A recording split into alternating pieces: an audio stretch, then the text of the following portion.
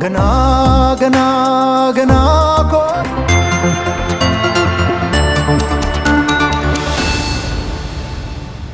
ጤና ይስጥልን ተመልካቾች፣ ከትግራይ ቴሌቪዥን የሚተላለፍ የአማርኛ ቋንቋ ዜናችን አሁን ጀምሯል። ከዜናዎቹ ጋር በእምነት ሰለሙን ነኝ። የመቀለ የግብርና ምርምር ማዕከል አባይና ዳሃካ የሚባሉ የስንዴ ምርጥ ዘር ለአርሶ አደሮች በማከፋፈል ተጠቃሚ እያደረገ መሆኑን አስታወቀ። አርሶ አደሮቹ በበኩላቸው አዲሶቹ የስንዴ ምርጥ ዘር ውጤት የሆኑ አዝርዕቶች በበሽታ የማይጠቁና ጥሩ ምርት ለመስጠት የሚያስችል ደረጃ ላይ መድረሳቸውንም ገልጸዋል። ለገብረ መድህን ተወልደ መድህን ዘገባ ብርቱካን ጌታዬ።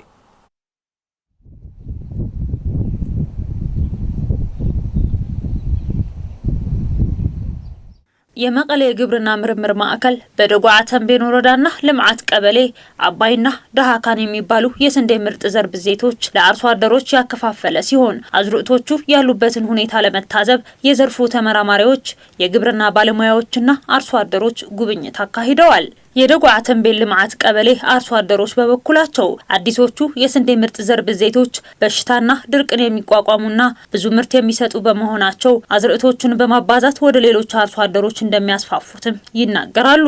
ከዚህ መንግስት ወን ይውና ተሐጉስና በጣም ዘውዝኛ አይነውቅሊ መንግስት የምርጥ ዘር ድጋፍ ሰጥቶን ዘርተናል። በጣም ደስ ብሎናል። ለምርት ይበለው በጣም ጥሩ ዘር ነው። እዚ ሕርሻ ምርምር ልዕሊ 9 ኩንታል ምርጥ ዘር ዳካ ዝበሃል ዘሪ የግብርና ምርምር ከ9 ኩንታል በላይ ዳሃካን የሚባል ምርጥ ዘር ሰርቶናል። ካሁን በፊት ስንዘራው ከነበረው ምርጥ ዘር ይህ የበለጠ ነው። ምክንያቱም ዛላው ስታየው ጥሩ ነው። በሽታና ድርቅ ይቋቋማል። ከ1 ሄክታር ከ25 ኩንታል በላይ ምርት እናገኛለን ብለን እንጠብቃለን። በልማት ቀበሌ በሰፊው ዘሩ እንዲገኝም እንሰራለን የሚል ከባለሙያዎች ጋር እየተነጋገርን ነው። በደጓ ተንቤን ወረዳ የኢኮኖሚ ዘርፍ ጽሕፈት ቤት የስነ አዝርዕትና ሆርቲካልቸር የስራ ሂደት አስተባባሪ አቶ ማሞይ ገብረ ማርያም በግብርና ምርምር ማዕከል የተገኘ የምርጥ ዘር ብዜቶች ድጋፍ በልምዓት ቀበሌ ለ77 አርሶ አደሮች መከፋፈሉንና በቀጣይም ወደ ሌሎች አርሶ አደሮች ለማስፋፋት እየተሰራ መሆኑንም ጠቁመዋል። ክላስተር ዚያ ስፍሓታ 13 ሄክታርያ ዛባይዚ ባራይቲ ታዩ ፉሊ ዝገብሮን ዝብል ይህ የምታዩት ክላስተር ስፋቱ 13 ሄክታር ነው። አባይ የምርጥ ዘር ብዜት ለየት የሚያደርገው ሰብሉ በጣም ጥሩ ነው። ስንዴ ላይ ብዙ ጊዜ የባክቴሪያ በሽታ ያጋጥመናል። ይህ ዘር ግን ከዚህ ነፃ ነው፣ በሽታም ይቋቋማል። በመቀለ የግብርና ምርምር ማዕከል የስነ አዝርዕት ተመራማሪ ዶክተር ዘርአይ ስዩም አዲሱ የምርጥ ዘር ብዜት አባይ ከሄክታር 40 ኩንታል ምርት እንደሚያስገኝ መረጋገጡንም ገልጸዋል። ናዚ ፖቴንሻል 6.5 ቶን ፐር ሄክታር ዊዝ ማክሲማም ፓኬጅ ከህብ ይኸል ይባይዘው እቅዳችን ከ6.5 ፐር ሄክታር ነው። ከሄክታር ከ40 ኩንታል ካየነው ግን ወደ 500 አካባቢ የሚሆን ልናገኝ እንችላለን። መስኖ ላይ አባዝተን በፍጥነት ከተጠቀምንበት ትግራይ ከምርጥ ዘር ችግር ትላቀቃለች። በቅርቡ የተለቀቁ የዘር ብዜቶችን ጥቅም ላይ ማዋል አስፈላጊ ነው። የትግራይ የግብርና ምርምር ኢንስቲትዩት የምርጥ ዘር እጥረት ችግርን ለመፍታት በተለያዩ የምርምር ማዕከሎች ላይ የምርጥ ዘር ብዜቶች የልማት ስራ በማካሄድ ከ200,000 ኩንታል በላይ ምርጥ ዘር ለማቅረብ እየተሰራ መሆኑን የተቋሙ ዋና ዳይሬክተር ዶክተር ገብረ አምላክ በዛብህ አስረድተዋል። ሐዚ አብ ዝራዕቲ ንሰርሖ ስራሕትና ተቀዳምነት ዘርኢ አሁን ላይ በአዝርት ላይ በቀዳሚነት የምንሰራው ስራ በምርምር የሚገኝ ስለሆነም የምርምር ማዕከሎቻችን የዘር ችግር ለመፍታት በቅንጅት እየሰራን ነው። እንደ ክልል የሚያስፈልገን ወደ 200,000 ኩንታል ዘር ነው። አርሶ አደሮች፣ ባለድርሻ አካላት ከማህበራትና ከሌሎች ፕሮጀክቶች ጋር ነው የምናያይዛቸው። የግብርና ቢሮ ደግሞ ድጋፍ እያደረገ ነው። በዘር ላይ እየሰራን ነው። ያለው ስራ ትልቅ ነው። በየጎዳናዎቹ የወደቁ የአእምሮ ህሙማን በመንከባከብ የአእምሮ ማገገምና ማሻሻል ድጋፍ እንዲያገኙ ለማድረግ በሚደረገው ጥረት ሁሉም የድርሻውን እንዲወጣ ጥሪ ቀረበ። አዶ ብዙሃን የአእምሮ ታማሚዎች እንክብካቤ ማዕከል የአእምሮ ህሙማን መንከባከብና መታደግ የሁሉም ዜጋ ኃላፊነት መሆኑንም ጠቁመዋል። ለበላይ ሽፈራው ዘገባ ብርዛፍ ገብረ ጻድቃን። በተለያዩ ምክንያቶች የአእምሮ ህመም አጋጥሟቸው በጎዳናዎች ወድቀው የሚሰቃዩ ወገኖች ብዙዎች ናቸው። እነዚህ ወገኖች ከወደቁበት በመታደግ ከበሽታቸው እንዲያገግሙ ማድረግ ጥቅሙ ከራሳቸው አልፎ ለሀገር የሚበጅ በመሆኑ ውስን ግለሰቦችና ተቋማት የተለያዩ ጥረት ሲያደርጉ ይስተዋላል። ወጣት ወልዱ በየነ በጽርዓ ወንበርታ ወረዳ ተወልዶ ያደገ ሲሆን በወጣትነቱ ባጋጠመው የአእምሮ ችግር በመቀለ ከተማ ጎዳና ወድቆ ይኖር እንደነበርና አዶ ብዙሃን የአእምሮ ታማሚዎች እንክብካቤ ማዕከል ከወደቀበት አንስታ ባደረገችለት እንክብካቤ ከበሽታው አገግሞ በማዕከሉ እያገለገለ እንደሚገኝ ይገልጻል። ያው ሐውዬ ማለት ነው። ወደዚህ አምጥተውኝ በአጭር ጊዜ ነው የዳንኩኝ። በከተማው በየቤተ ክርስቲያኑ የለመንን ነው ሌላውን ያገዝን ያለ ነው። እናም ሰው ለማገዝ ሰው መሆን በቂ ነው። የወደቀን ሰው አንስቶ መንከባከብ የአእምሮ እረፍትን ይሰጣል በሚል መልካም ተግባር የተመሰረተው አዶ ብዙሃን የአእምሮ ታማሚዎች እንክብካቤ ማዕከል እስካሁን በየጎዳናው ካነሳቻቸው 37 የአእምሮ ታማሚዎች በመንከባከብ ላይ እንደሚገኝ የማዕከሉ መስራች ወጣት ክብሮም ይገልጻል። አውስተፈላለየ ቤተክርስቲያናት ከመውን አብ ዕዳጋታት በተለያዩ አብያተ ክርስቲያን እንዲሁም በየገበያውና ሰው በተሰበሰበበት ሁሉ በመሄድ የኪዳነ ምሕረት ስዕል አድኖ ይዤም እየለመንኩ ነው እዚህ የደረስኩት። 37 ታማሚዎች አሉ። ከነዚህም 8ቱ ከበሽታቸውን አገግመው እያገዙ ይገኛሉ። ሆኖም የኢኮኖሚና የሞኔራ ችግር ነው ከአቅም በላይ እየሆነብን ያለው። እነዚህ ወገኖች ከበሽታቸው እንዲያገግሙ ሁሉም ሊደግፈን ይገባል።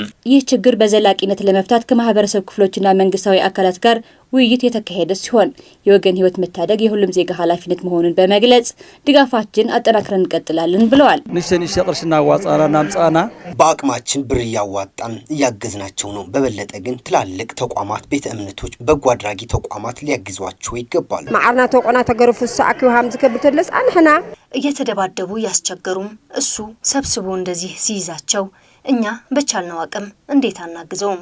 የመፍትሄ አካል ለመሆን የድርሻቸው እንደሚወጡ የገለጹት መንግስታዊ አካላትና የሃይማኖት አባቶችም በየጎዳናው የወደቁ የአእምሮ ታማሚዎችን አንስቶ በመንከባከብ ላይ ያለው አዶ ብዙሃን የአእምሮ ታማሚዎች እንክብካቤ ማዕከል በመደገፍ ሁሉም የድርሻው እንዲወጣም ጠይቀዋል። አብይ ለውጥኛው ትልቅ ለውጥ አለ። የተባረኩት የኮሚቴው አባላት ወንድሞቻችን በመሰባበራቸው ነው። ከምንበላው ከምንለብሰው በመካፈል ለዚህ ቅዱስ ተግባር ማገዝ ይገባናል። እኔም ራሱ ከጎናችን ነኝ። በሰውየው ለሁለሱ ማለት ሰው ይለጉርሰው አንዳንዶቻቸው በሰው ነው የሚበሉት፣ በራሳቸው አይመገቡም። ስለዚህ እነዚህ የኛ ኃላፊነት ናቸው ብለን የድርሻችንን ልንወጣ ይገባል። የእንስሳትና አሳ ሀብት ፕሮጀክት ከዓለም ባንክ በተገኘ ድጋፍ ከ12.3 ሚሊዮን ብር በላይ የሚገመት ቁሳቁስ ለአጉላ ወተትና የወተት ውጤቶች ድጋፍ አደረገ። በትግራይ እርሻና ተፈጥሮ ሀብት ቢሮ የእንስሳትና አሳ ሀብት ልማት ፕሮጀክት አስተባባሪ አቶ ታደሰ ጉሳ እንደገለጹት ለአጉላ ወተትና የወተት ውጤቶች የህብረት ስራ ማህበር ተሽከርካሪዎች፣ የወተት ማሽነሪዎችና ሌሎች ቁሳቁሶችን ከዓለም ባንክ ድጋፍ ተደርጎለታል ብለዋል። የአጉላ ወተትና የወተት ውጤቶች ህብረት ስራ ማህበር የተደረገለት የተሽከርካሪ ድጋፍ በፍጥነት ወደ ስራ ያስገባ ቢሆንም የማሽን ተከላ ስራው ገና ያልተጠናቀቀና አስፈላጊ ቁሳቁስ ወደ ትግራይ ባለመግባቱ ማሽኑ ስራ ያልጀመረ በመሆኑ ያሉበትን ችግሮች በመፍታት ወደ ወተትና ወተት ተዋጽኦ ማምረት ስራው በማሽን የታገዘ እንዲሆን አስፈላጊውን ድጋፍ እንደሚያደርግም ኃላፊው አመላክተዋል። የትግራይ እርሻና ተፈጥሮ ሀብት ቢሮ ምክትል ኃላፊ አቶ አለም ብርሃን ሀሪፈዮ በርክክብ ስነ ስርዓቱ ላይ ተገኝተው እንደተናገሩት የተሰሩት ስራዎች የሚበረታቱ ቢሆንም የእንስሳት ስፍራና ማዳቂያዎች እንደ ክልል ለመፍታት እቅድ ይዘን እየተንቀሳቀስን ነው ሲሉ አብራርተዋል። የጽርዓ ወንበርታ ወረዳ አስተዳዳሪ አቶ ሀፍቱ ብርሃነ ማህበሩ ችግሮችን እንዲፈታ ጠንክሮ በመስራት ለብዙ ወጣቶች አርአያና የስራ ዕድል መፍጠሪያ እንዲሆን መደገፍ አለበት ብለዋል። የአጉላ የወተትና የወተት ተዋጽኦ ኃላፊነት የተወሰነ ህብረት ስራ ማህበር 3000 ሊትር በወተት በየቀኑ ተቀብሎ ወደ መቀለ የሚያከፋፍልና 50 ሴቶችን የሚገኙበትን ጨምሮ 189 አባላት ያሉት ሲሆን ከ410 በላይ ለሚሆኑ ወጣቶች የስራ ዕድል መፍጠሩን የማህበሩ ሊቀመንበር አቶ መኮንን አብርሃ ተናግረዋል።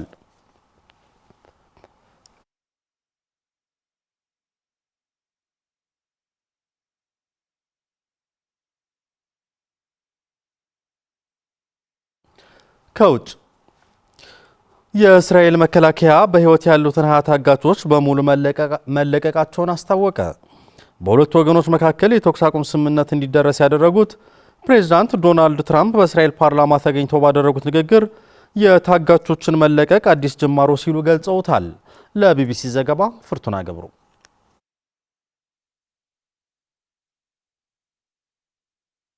ለ2 ዓመት ያህል የዘለቀውን ጦርነት ያስቆማል የተባለውና በአሜሪካው ፕሬዝዳንት የቀረበው የሰላም እቅድ በእስራኤልና በሐማስ በኩል ተቀባይነት ማግኘቱን ተከትሎ ጦርነቱ መቆሙንና ታጋቾችም እየተለቀቁ ያሉት የእስራኤል መከላከያ የተለቀቁትን 20 ታጋቾች ከቀይ መስቀል የተረከበ ሲሆን የተወሰኑት ከቤተሰቦቻቸው ጋር መገናኘታቸው የሚያሳዩ ምስሎች ወጥተዋል።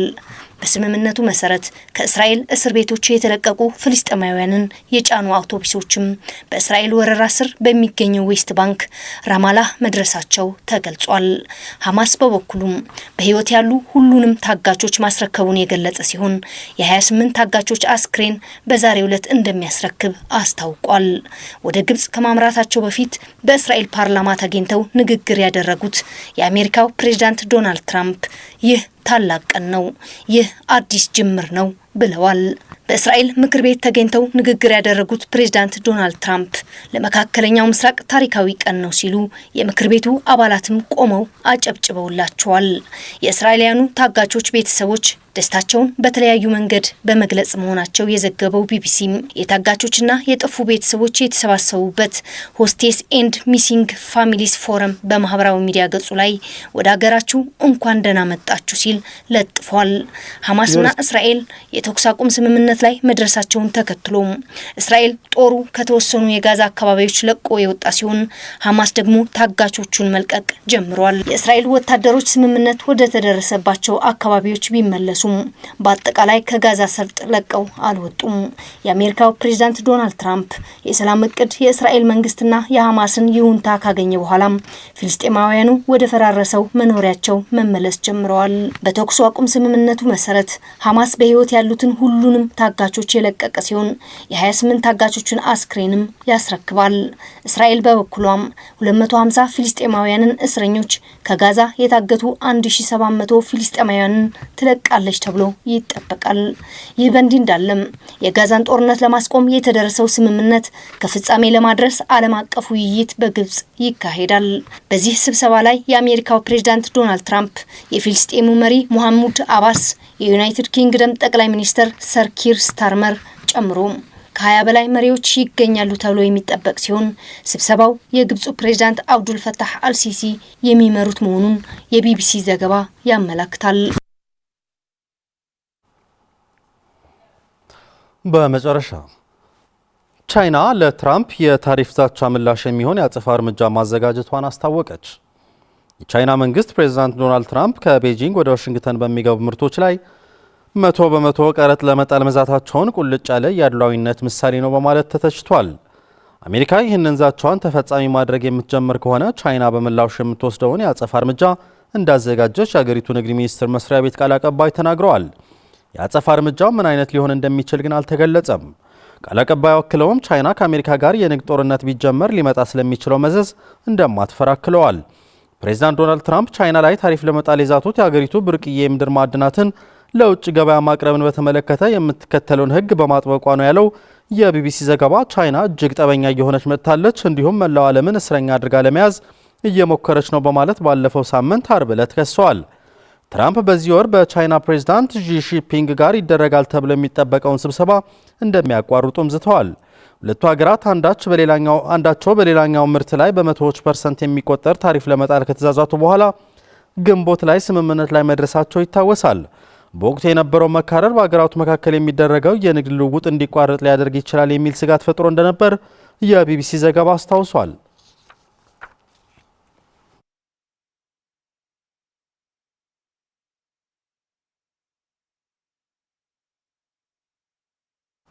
ተመልካቾች ዜናዎቻችን አብቅተዋል። ስለተከታተላችሁ እናመሰግናለን። ከቀሪዎቹ የትግራይ ቴሌቪዥን ዝግጅቶች ጋር መልካም ቆይታ ይሁንላችሁ።